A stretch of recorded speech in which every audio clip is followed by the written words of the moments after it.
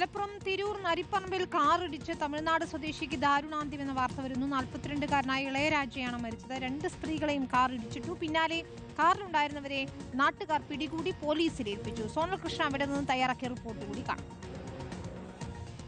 ഞാനുള്ളത് തിരൂര് നരിപ്പറമ്പിലാണ്.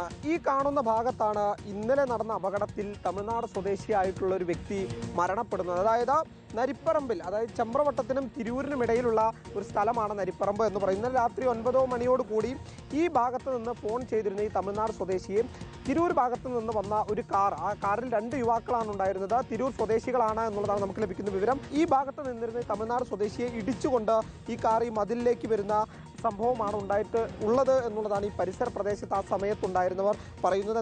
ആ വണ്ടി തട്ടിയതാണ്. വണ്ടി തട്ടിയപ്പോൾ എന്നെ നിർത്താതെ ചെക്കന്മാർ പോയതാണ്. ലാസ്റ്റ് അവർ പേടിച്ച്, ചെറിയ പയ്യന്മാരാണ്, പേടിച്ചിട്ട് വണ്ടി ഇവിടെ മാറ്റിയിട്ടായിരുന്നു. അങ്ങനെ അവരവിടുന്ന് എല്ലാവരും കൂടി നാട്ടുകാർ അവരെ പിടിച്ച് SI സാറ് വന്ന് അവരുണ്ട്. നമ്മൾ കാണുന്നതാണ് വഴിയിൽ പോകുന്ന സമയത്തൊക്കെ ഇവർ ഏത് സമയം റോഡിൽ തന്നെയാണ്. അപ്പോൾ അതിനൊരു കൃത്യമായിട്ടൊരു ഇടപെടലുകൾ ഉണ്ടായി കഴിഞ്ഞാൽ കുറേയൊക്കെ നമുക്ക് ഇതാകുന്നത്. സംഭവം നടന്നത് ഇന്നലെ 9 മണിയോട് കൂടിയിട്ടാണ്. ഇവിടെ നിന്ന് ഈ സംഭവം ഉണ്ടായതിനു ശേഷം ഈ 2 യുവാക്കൾ ഈ വണ്ടി എടുത്ത് പിന്നീട് തിരൂർ ഭാഗത്തേക്ക് പോകുന്ന സാഹചര്യം ഉണ്ടായി. അതിനിടയിൽ മറ്റ് 2 സ്ത്രീകളെ കൂടി ഈ വാഹനം ഇടിച്ചു.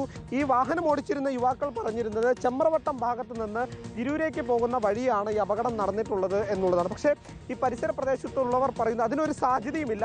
ഇവിടെ നിന്ന്, അതായത് തിരൂർ ഭാഗത്ത് നിന്ന് ഇങ്ങോട്ടേക്ക് വരുന്ന വഴി തന്നെയാണ് ഈ അപകടം ഉണ്ടായിട്ടുള്ളത് എന്നുള്ളതാണ്. എന്തായാലും ഈ പ്രതികളെ കൂടുതൽ ചോദ്യം ചെയ്തതിന് ശേഷം മാത്രമേ സംഭവത്തിൽ ഒരു വ്യക്തത വരൂ എന്നുള്ളതാണ് ഏറ്റവും പ്രധാനപ്പെട്ട കാര്യം. ശരി, സോണലാണ് വിശദാംശങ്ങൾ നൽകിയത് അപകട സ്ഥലത്ത്.